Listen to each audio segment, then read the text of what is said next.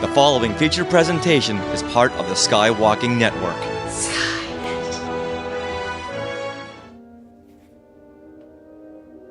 Welcome, everybody, to Star Warsologies. As promised, we're getting to the episode about alcohol today. We're going to talk about those famous cantina and casino scenes. Our guest expert today is a brewer. His name is Reed Miller. Welcome, Reed. Thanks for having me, guys. Yeah, thanks for being on the show. We're glad to have you here.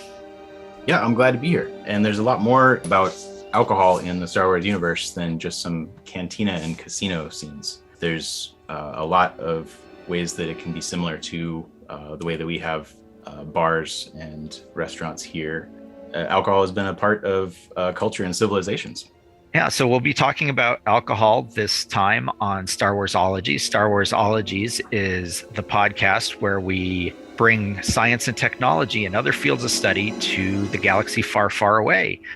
I am James Floyd. I am a writer for Star Wars Insider Magazine and StarWars.com. And my name is Melissa Miller. I'm also a freelance writer for Star Wars Insider Magazine, and that's how James and I know each other. So Reed has worked in the beer industry for over 10 years. He's currently at AleSmith Brewing, which is here in San Diego, California. It's one of the longer established craft breweries. 26 years for that industry is a long time. And full disclosure, he is also my husband. Reed, can you tell us a little bit about your educational background and how you ended up in this career? Well, my educational background, I went to school at UC San Diego. I ended up studying biological anthropology, which is not that related to brewing. But there are a lot of people in the brewing industry that do not have a full brewing education. It's something that a lot of people kind of stumble into the way that I did. There's a lot of craft breweries here in San Diego, and there's a lot of good beers that I came to enjoy. And I just started asking questions, how things got made, and learned that it's a both simple and complex process. And that really intrigued me, and I wanted to learn more, and finally got my foot in the door and got to start making some of that beer. Yeah, I remember when Reed was looking to get a job, outside of maybe what he'd studied in school. And I was like, well, I heard this great tip, write down a list of 5 things it would be super cool to pay you to do for a living. And was it number 1 on your list? I don't think it was number 1 at the time, but it was the top 5. Drink beer. So, there you go. So what's your relationship to Star Wars other than being married to me, who is clearly obsessed with it? I can't remember the first time that I had seen any of the original trilogy movies, but it was definitely when I was quite young. I might have just stumbled across them watching on cable, or I'm not really sure, but immediately liked what I saw. I mean, space travel is something that almost every kid really likes, and that was a fun thing too, seeing these different planets and different alien species. So as a master zimmergist, that's a fancy word for somebody who's not very knowledgeable in brewing and distilling and winemaking, for those of you keeping track at home. As a master zimmergist, what do you see when you now look at Star Wars and see them in bars and having alcoholic drinks and such? That is definitely something, watching Star Wars or any other movie or TV show, where whenever you're part of that industry and know kind of what goes on, you're like, oh, I'm not sure about that. There are quite a few bars that get visited in the Star Wars universe. We see a lot of community interaction in those bars. Sometimes good guys, sometimes bad guys, sometimes a mix. And there's not a lot of detail that I've seen on the drinks themselves, but that is maybe just from an artistic standpoint. We rewatched the famous Cantina Scene, and certainly noticed a lot of new things when you think about it from a brewing perspective. Right. We see, behind the bar, there are a few different serving vessels that it looks like, and quite a bit of pipe work leading to a back room where maybe you have some larger containers. Maybe there's refrigeration back there, or heating. Don't really know how the drinks are served. And there are a few different types of glasses, serving vessels, that we see out on the bar and on tables in people's hands. Yeah, I was actually blown away watching it, how I'd never noticed these famous scene, right? What is the most famous scene in all of Star Wars? The Cantina scene, all these different aliens you're looking at for the first time. And then if you're actually looking at it from a alcohol perspective, there's all this pipework behind the bar. There's all of these different containers and things like that going on. But tell us more about the glassware. So even without really knowing what is in the glassware, you can walk into a bar here on Earth or in a cantina elsewhere, and you would see different glassware and think that there's going to be different drinks in each of those glasses. If we walked into a bar here and ordered 3 different drinks, if you ordered a cocktail on the rocks, and you ordered a glass of wine, and you ordered a craft beer, an IPA, you would not expect to see an AleSmith 394 IPA. You would not expect to see all 3 of those drinks served to 3 people in the exact same glass. There's some science to it. There's also just some tradition for some types of drinks. Some beverages, you want them to warm up a little bit as you hold them. So a lot of stemware, your hand is holding the beverage, and so you are warming it up as you are drinking it. And so you're going to get different aromas coming from the drink while it changes temperature. And usually those glasses also have a wider opening at the top, so you can drink from it, but also your nose is in the drink as well, because your nose is a big part of your taste sensation, your sensory. So you're not supposed to smell champagne, I guess. That's why they're in that flute. I'm not sure exactly on that glass, but it might be so that a lot of the carbonation doesn't go up your nose, causing you to spit the drink back out. That would not be not very fancy. It would make for a different type of celebration. Yes, exactly. Yeah. Well, and we noticed when we were watching the movie Solo that there were sort of just 2 types of drinks there, and they each had their own glassware. That's right. That was on Dryden's ship, right? Yeah. There was something that looked like a pink liquid that was in a lower round glass, and then there was a taller glass that was metallic looking, so you couldn't really see what was in there, but it was kind of shaped like a champagne flute. Metal champagne flutes. Why don't we have those on Earth? Speaking about glassware and such, why don't we use metal on Earth for many beverages? Well, metal is seen as an off flavor in a lot of beverages. You don't necessarily want something to be very metallic. And also, if it's not treated properly, then it could interact with the beverage, causing some other chemical reactions. So is that why some beers are bottled versus canned? I feel like cans are coming into fashion more and more. Are people just concerned about that, or just accepted the metallic taste? Cans also have there's a lining to them. So it is not just aluminum that is on the beer or whatever beverage is inside that can. But aluminum, it's a lot lighter weight than a glass bottle. And the sealing technology has improved. It can be a lot better than a bottle. And it's also more compact for shipping. You can fit the same amount of 12-ounce cans into a smaller space than you can 12-ounce bottles. So when the Millennium Falcon is smuggling alcohol from planet to planet or whatever, they can take more. Exactly, yeah. Or maybe it's a perfectly legal system that's set up with taxes and stuff like that. Who knows? We're never really given that. Back to the cantina and A New Hope in metal. One fun fact, you see behind the bar several taps or something that look a lot like IG-88's head. Those are the same type of prop. They're part of a Rolls-Royce jet engine, and they were originally used for the Cantina Scene. And then later on, that same type of prop was recycled to become the head of the IG-88 droid that we see in Empire. And if you go to Oga's Cantina in Galaxy's Edge at the Disney parks, they have those IG-88 head-shaped dispenser things. Not sure exactly what those would be. That's cool. I feel like I've heard of bathtub gin, but I've never heard of droid head beer. Right. Different galaxy, different customs. Yeah. Yeah. Well, and we still haven't been to Galaxy's Edge. So clearly we need to take a research trip there at some point once that's a good idea.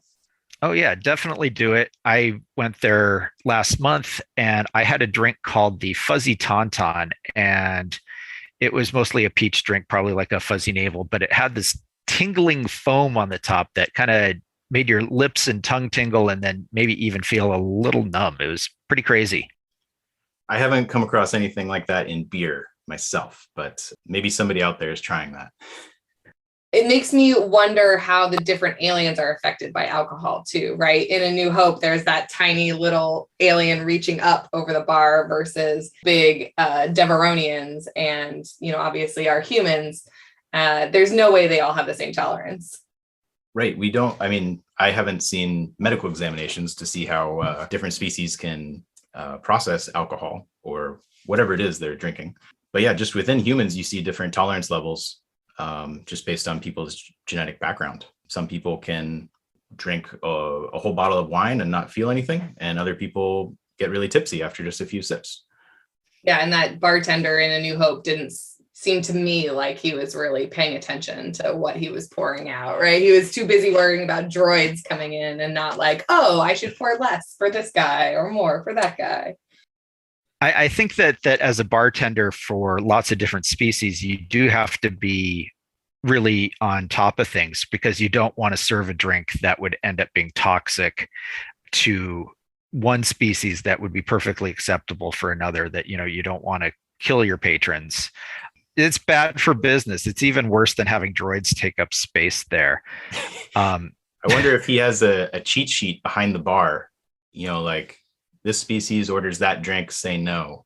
Might be really handy. It's almost kind of like being a pharmacist in that sense, that you got to keep track of what interactions to avoid. Yeah. Don't give grapefruit juice to Wookiees. Yeah, I can't. That's really an interesting thing to think about. I like that idea. And maybe the bartender in A New Hope isn't that vigilant about it, but I'll bet B. Arthur in the holiday special, she knows her clientele. Yeah. We have never worked in the holiday special yet, James. We're on episode 7. I feel like it hadn't come up. So. There we go. And ducking back to Oga's Cantina at Galaxy's Edge, there is a sign on the outside in Arabesh that says, Wookiees have a 2-drink maximum. Oh, okay. Maybe that's more of like a fight situation, like let the Wookiee win type of thing. Yeah, or just you don't want to deal with the drunk Wookiee. Either they get belligerent or they get sick, and nobody wants to have to mop up after that. Parts of the conversation we didn't prep for. What is in Wookiee vomit? That's a different expert altogether. Oh my. I didn't prepare any notes for that. Sorry. Well, I was thinking really for this could be another episode really is the culture and the community, as you mentioned, around bars. It's such a thing in Star Wars and Westerns that, Star Wars has roots in and everything really. There's some neighborhood bar. If you need information, you go to the neighborhood bar kind of thing. And that happens in a couple episodes of The Mandalorian, which I really liked seeing that it's continuing, because it does feel like Star Wars. There's almost every movie at least. And I'm assuming throughout the Clone Wars, but James would have to talk to that. We don't see bars as often. I mean, we do see them from time to time as places where characters hang out. But, since it's more geared towards children, there's not a whole lot of bars and alcohol. But certainly in Bad Batch, the character Sid, who she's kind of an information broker and gives jobs to the Bad Batch, she runs her parlor, and there are a lot of, there's like some casino games, like video poker type things and Dejarik, but there's also a lot of different drinks on tap or in the background. There's, drink there called the thermal detonator, the reactor coolant, dark blue milk, the wicked womp rat, and one called Wyron's Reserve, which is a nod back to the old EU that I think that was a Carillion hard liquor of some kind. Interesting. Yeah, in a few of the Clone Wars episodes, I can remember, beverages being shared in, celebration, welcoming guests and that sort of thing. They don't really talk about exactly what is in the glassware. There is a blue alcohol of some sort in the Marshall episode of The Mandalorian, right? Mando and the Marshal, Timothy Oliphant, sit down and hash things out over shots of blue something, which I think everyone was like, is that alcoholic blue milk? Right, and we don't really get any more information on it. It's blue. It seems to glow a little bit, but it's relatively clear. So if it did come from blue milk, there's definitely some filtering and probably some distilling to get it to a strength of something that you would only take. I think you refer to it as a snort. Not a shot. So here on Earth, could blue milk be fermented in alcohol? Like, I can think of cream liqueurs, but I always picture that as being cream added into something.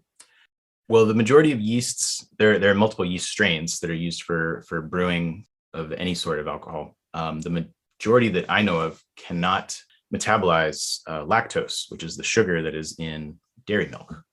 So if you have something that is called a milk stout, some of the sweetness that you get, the sugar from that, is the leftover milk sugar. And so you're getting something that tastes a little bit more like maybe ice cream or something like that. So would you end up almost getting like a cheese if it fermented the other way, and a cheese or a yogurt? Yes, I mean, that process is done by bacteria. Yeah, that's changing the lactose into other products, but not really alcoholic. I'm picturing now Luke and the fish nuns on Acto making green phalo siren, That is like my least favorite scene in The Last Jedi. But now I'm like, but see, if he'd taken that milk or whatever and they show the fish nuns fermenting it somewhere in one of those beehive huts, I'd be down for that scene. Fermenting is a term that is used for a lot of different but similar processes. Like, for instance, I didn't really think about it, but soy sauce is something that is brewed and fermented. You don't really think of that as like an alcoholic beverage. You can find fermentable sugar from almost anything. The traditional ones in the beer industry are from barley and wheat and oats. Depending on where you are, you don't have those things. So you can make alcohol out of just about anything. When we were in the Amazon rainforest in Ecuador, we were told that almost everything around us was either going to try to kill us, it was poisonous, or it was good for making chicha, which was a fermented beverage. So that's maybe a different Venn diagram of the world that we could take a look at. Right. Yeah. Hopefully not too much overlap there. But we got this tour, we were on this hike, and our guide didn't speak very much English. And we don't speak a whole lot of Spanish, but yeah, that we definitely got that part of the conversation was like, don't eat that. Don't even touch that. This we can chew and you'll get a little drunk. This we pour into this vat and, get a little drunk. And, that's poisonous, So that was like our tour of the rainforest. I just recently saw Jungle Cruise, and there's a little gag in there where they end up with some indigenous peoples in the Amazon, and one of them comes across a fermented drink and really enjoys it, and then Dwayne Johnson tells him that that's fermented spit. So you really can ferment anything. Yeah. Well, and that actually is part of the breakdown of the starches. You can actually do that. There are starches that need to get broken down into sugars in order to get fermented by the yeast that you put in there. And there is actually a beer that Dogfish Head put out a few years ago. I can't remember the name of it off the top of my head, but they did actually have their employees chew on some of the ingredients and break them down and spit them into a big container. Amazing. Yeah, I just looked up now that those beverages are real, and in Peru they're called chicha and masato. I don't remember. Did we try chicha while we were there? I'm not sure. I'd be brave enough. I don't think we tried chicha. No. So I'm just now imagining getting paid to hawk loogies. Yeah, there you go. Put that on your 5 things you'd love to get paid to do list. Everyone make this list. Hawk loogies wouldn't have been on mine, but hey, don't judge. Can you give us like a brief explanation of what exactly the brewing process is for the beer that you do, just so we kind of know some of the terms that we've talked about? Well, the brewing process for beer generally involves 4 ingredients: water, malt, hops, and yeast. So water can be found pretty much everywhere. The malt is malted barley, which is a type of grain similar to wheat or oats. And you can use other grains, cereal grains, but barley has a lot of enzymes that are needed for turning those starches into sugars for the brewing process. Hops are a plant that grow wild, but are also cultivated and bred for different qualities that they can provide for the beer. They are good for flavoring, but also for preservation, shelf-stable properties. And yeast does the part that gets alcohol into the beer, the fermentation. Depending on the strain of yeast that you're using, you're going to get different flavors and aromas from the metabolism of the yeast. So if we were to make a beer, have we seen all those 4 ingredients basically in Star Wars? Could we make a beer that was the Star Wars combination? I think so. It would just be, I guess, figuring out what type of a beer you wanted to make, but we've definitely seen a lot of sources of water. So you've got an ice moon, right? Mm-hmm. So you've got a lot of frozen water there that you could thaw. Oh, there you go. Yeah, thaw out parts of Hoth is what you're saying, right? See, and I was just picturing like moisture farming, on Tatooine, just because that's such a ridiculous concept to me. But I guess if water is that scarce there, you wouldn't necessarily want to use that water. Back in the Tales from the Mos Eisley Cantina, came out 20 plus years ago. In one of the stories, they mentioned that the most expensive beverage on Tatooine is just pure water. That would make sense. Okay, so you wouldn't use that. Okay, so then what else? The source of your sugar is going to be your malted barley. So you're going to need a planet that has a lot of farming potential to it. So we see that on the planet at the beginning of Rogue One. We do see some crops being grown. Oh yeah, Lamu. Okay, I couldn't remember. I knew you'd remember the name, James. I was like, oh, the Urso planet. We see some crops being grown just outside. Those look like some cereal grains. And so you can harvest those. And there's a long process for turning the kernels into the malted barley. It's not just something that magically happens. So you'd have to have a lot of training and understanding in how to do that.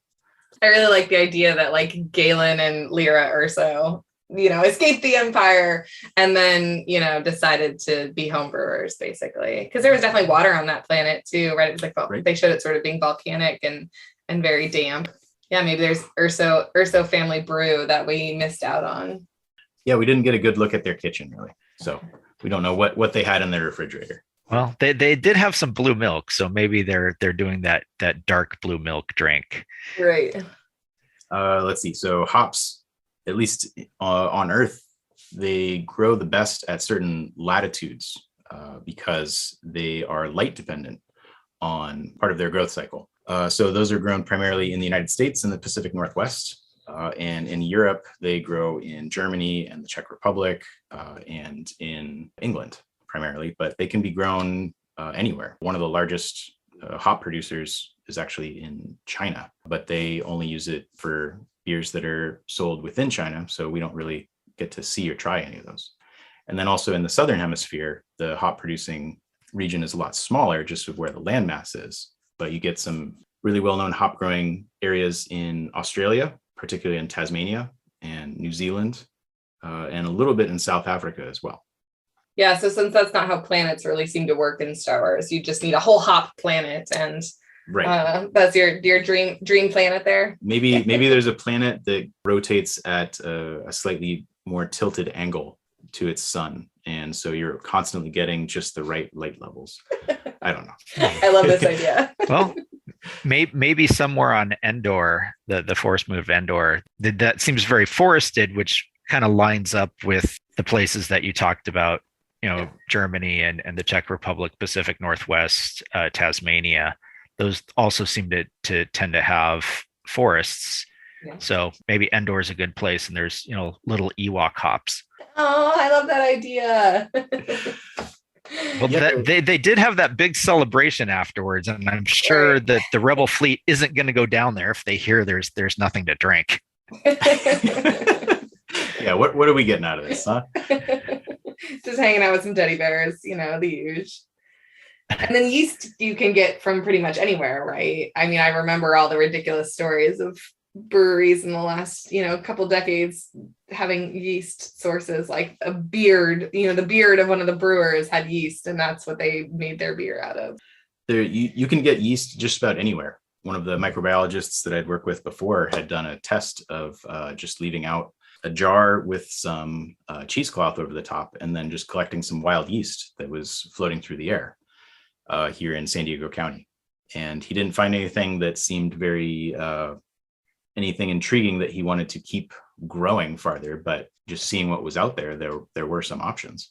But as far as a yeast strain that you would want to use, you would want something that is going to produce a good amount of alcohol, if that's what you're looking for. You want something that is going to be fairly hardy, so you can reuse the yeast, harvest it from one generation to a next, so you don't have to start from scratch each time. And you also want consistency in the beer that you're making. If you order a beer at a bar, you want it to be the same each time you order it. You don't want to have a guessing game of, is it going to be good this week or bad? And so then you would have to have proper isolation of the yeast strain that you want. Otherwise, it could be a guess of what the beer is going to turn out like. Yeah, we visited a few breweries where they have their wild yeast brewing in like a completely different building, because it's right. One of those things that can like get loose, right? It definitely requires some control. Some people are very trusting of the systems that they have in place, and other breweries want to have it as far away as possible. There are some famous breweries in Europe where you cannot replicate their beer anywhere else because they use wild yeast strains that come in from local orchards. So there's really no other way to replicate that. You talk about how there's lots of different cultures of fermentation, making alcohol all over the world. How do you, as a biologic anthropologist, how does that fit into studying ancient civilizations or modern civilization? Well, as we've seen in some of the Star Wars episodes, the cantinas are places that people come to meet and seek information or get a ride out of town or off planet, as the case may be. And alcohol has been a part of celebrations and gatherings for millennia here on Earth. It's a good way to store your grain, your crop, as long as you have a way to keep your fermented beverage. If you grow all this grain and it just goes bad sitting around, it doesn't do you any good to be in agriculture. You're going to put in all this effort and not get anything out of it. But if you can ferment it or even go the next step and distill it, then you can keep it for a much longer period of time and also have some alcoholic drinks out of it. Bonus. Yeah, I feel like I remember I was a biological anthropology minor in college. We went to the same place, took a lot of the same classes.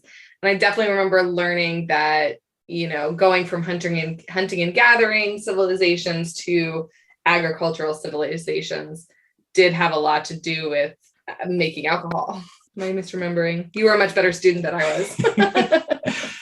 No, I remember that as being real. I think it was something that was definitely theorized, and it makes sense to me. I know that there are also documentation for, like, when the Egyptians were building the pyramids, alcohol was actually a part of the payment for the workers building the pyramid. They were promised a certain volume of beer each day after a hard day of work.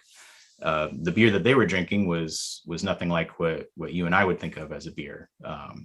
It was a little bit thicker in consistency.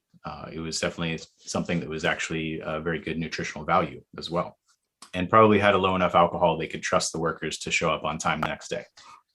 That kind of reminds me of a concept from a different show, the Mutter's Milk from Firefly, that gets them, has a full day of nutrients and such, but also keeps them calm enough and cool enough and maybe a little woozy and tipsy so they'll sleep a whole night. Right. Well, yeah, also the brewing process, the boiling process of what's called the wort, which is the sugar water that you get from the malted barley. When boiling that, you're sterilizing it. And so if there had been any microbes on the grain itself that could cause it to go bad. By boiling it, you're killing those off. It's something that's safe to drink afterwards. I like the Firefly reference because it reminds me that there really is alcohol in every, fantasy or science fiction property I can think of. I definitely remember it in Star Trek, going to 10 forward on the Enterprise and the bars, and Guinan being your equivalent, local bartender, therapist, information gatherer type person. That really is just something that as a human civilization, we write into all of our fantasy properties. It's like, oh, well, certainly, even if we're in a different galaxy or in the far future, this same concept will still be there. And so that's interesting. Yep. Romulan ale no longer to be served at diplomatic functions. So they always had great glassware on Star Trek too, from what I remember. Yeah. Even just the mugs for like the Earl Grey hot, were always just interesting. So, well, going back to the role of alcohol in shifting civilization, you said it was a theory. Obviously there's a correlation that once people settled down and started having agriculture and developing from gardening style to more monocrop agriculture, then they are able to spend the time to ferment things, because they're not moving around constantly, so they can develop pottery large enough to do the fermentation. I guess, brewing now is done on a bigger scale, but how would you do it on a fairly small scale, if based on how big you can make pottery, basically? Well, there are actually some breweries I've seen where they actually use stone vessels as their fermentation vessels, as opposed to stainless steel, which is the standard. These are relatively small, maybe about 100 gallons, 200 gallons in size. You get different flavors from the stone, and also it's something that you can't necessarily temperature control. So you're going to get a little bit of variation depending on what time of year you're fermenting in them. Mm-hmm. That's cool, though. I would love to have a flight of beer that was the same recipe made in stainless steel versus, isn't copper also a thing in some breweries, and then stone, and, then some huge vat like they have in the monks in Belgium have, or whatever, where it's these just huge wooden vats or something like that. Yes. Yeah. There's all different types of fermentation vessels as well. There's open fermentation, where it's basically a big tank with no lid on it whatsoever. The only negative of that is that you can't really control if anything is going to fall into that vessel. So you need to have a clean environment around it. But most modern breweries have stainless steel tanks that are enclosed and can maintain pressure when needed, and also have temperature control. Most yeast need to ferment within a relatively narrow temperature range to get the properties that you want in the beer. Were there any other topics about alcohol or brewing that's relevant to Star Wars we should talk about? There's always the discussion of Anakin Skywalker having killed some Yinglings. Boo. I got nothing. That's good. Yeah, no, I can't think of a retort. All right. If you're listening to this and you like that joke, please give us feedback. If you didn't like the joke, please keep your mouth shut. So if someone is interested in getting into this field, into brewing or fermentation or the alcohol process, how should they go about doing that? Well, there's a lot of small breweries, or if you like wine, there's a lot of small wineries or distilleries. A lot of them are actually looking for volunteers to get a little bit of experience. There's also a lot of university programs now in the United States. There used to be only a couple, but now there's actually, I believe, 3 different programs, maybe 4 here in San Diego County for different levels of brewing education. Yeah, and UC Davis has a good winemaking program. UC Davis, yeah, also has a graduate program. You can get pretty much the equivalent of a PhD in brewing from there. But as far as different fields, I've come across people that are specialists in so many different scientific arenas. If you're interested in plants, the agriculture, the hop cultivation and barley cultivation, those are both plants that are essential for beer and are highly modified and bred by humans. They are not exactly as they were in the wild. There's so many different aspects of that someone can go into detail on. If you like the yeast side of things and microbiology, that is something that is very important to breweries. You need to make sure that you're using the proper yeast and that you're not getting contamination from any other sources. Otherwise, it's not going to taste the same or potentially go bad. There's also the chemistry side of things. You need to make sure that your water chemistry is correct. Make sure that you're getting the right cleaning done on your tanks to make sure that it's good for the next batch to go through. And the engineering side of things. We talked a little bit earlier on about the pipes in the background in the Mos Eisley Cantina. But there are so many different processes going on in brewing, from heating and cooling and pressurization of vessels to the packaging, making sure that your bottle or can is designed correctly so that the beer stays in a very good condition for the consumer, whether it's shipped across the country or across the galaxy. And programming and automation. You can have a brewery that is very manual and a lot of just hand turning of valves or cranking of devices, but you also have a lot of programming and automation where pumps turn on when they reach a certain set point. The brewery doesn't run itself, but it helps out a lot, especially when you're making a very large batch of beer. Yeah, I'm sure that brewing looks a lot different today than it did 100 years ago with all of those different specialists involved. Well, that would be an interesting time travel experiment. See how quickly someone from 100 years ago could figure out how to brew on a modern system. Yeah. Learning how a computer works would probably be one of the toughest parts, because the process itself, from mixing your water and malt and on through the fermentation process, is almost the same. That sounds like you could use droids for that type of work.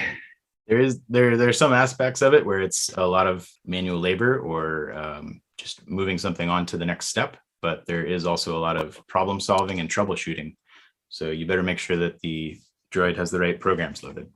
Well, just think about it. If C-3PO could translate between you and the piece of equipment you're having trouble with, you had a translator, would that help? That might, yeah. It could tell you what was wrong with it. Yeah, if the machinery could speak to me, then yeah, that would help. You could get an Alco-Mech droid. Oh, I like it. Yeah. Well, and I was thinking droid-wise, in Return of the Jedi, R2-D2 is basically a cocktail waitress on Jabba's, ship, with his bar cart bolts and all that kind of stuff. But that's really the only droid interaction with alcohol that we see.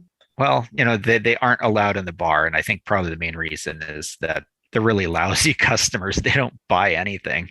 Yeah. I was trying to remember that. I was like, no, I have a memory of them drinking, oil or something like that. And Reed reminded me that that's dot matrix in Spaceballs, not an actual Star Wars property. Well, I'll spare the social media question because I know my husband is social media averse. Anything else you want to plug, Reed? Support your local brewery. There's craft breweries all over the country, in the US here, and actually all over the world. As Melissa and I have traveled everywhere, we've been to a craft brewery on 6 different continents. Wow. Yeah, still waiting on Antarctica. Yeah, haven't checked that one off the list yet. Thank you so much, Reed, for coming out on the show today. Thank you for having me. I've had a great time. Alcohol, the cause of and solution to all life's problems. As a reminder, we'd like our listeners to please obey all local, state, and galactic laws requiring the purchase and consumption of alcohol, and to definitely don't drink and drive. That's right. That's very important. Thank you. Well, that wraps up this episode of Star Warsologies. We want to thank our guest, Reed Miller, and we want to thank all of you for listening, especially those of you who have connected with us on social media. Thanks this week to @UberNerd527 and @Raza2594 for recommending and sharing our show. We have some listener feedback that we'd like to give a shout out to. A few episodes back, we talked about extremophiles and some of them living in hotspots like lava tubes. We talked about Hawaii being a good spot to find lava tubes, but one of our listeners, Rachel C., points out that you can also visit lava tubes in Craters of the Moon National Monument in Idaho. So thanks, Rachel. If you have an idea for a topic for Star Warsologies, or if you know an expert that we should interview, let us know. We're at Star Warsologies on Twitter and Instagram, or Star Warsologies, OLOGIES, @gmail.com. No topic is off limits, even the taxation of trade routes in outlying systems. We are part of the Skywalking Network, where you can also find a variety of other great shows about Star Wars, Disney, and Marvel, including the Neverland Clubhouse, Resilience Squadron, Totally Tell Me Everything, and the flagship show, Skywalking Through Neverland. You can find all of these at skywalkingnetwork.com. See you next time on Star Warsologies when we discuss the importance of journalism in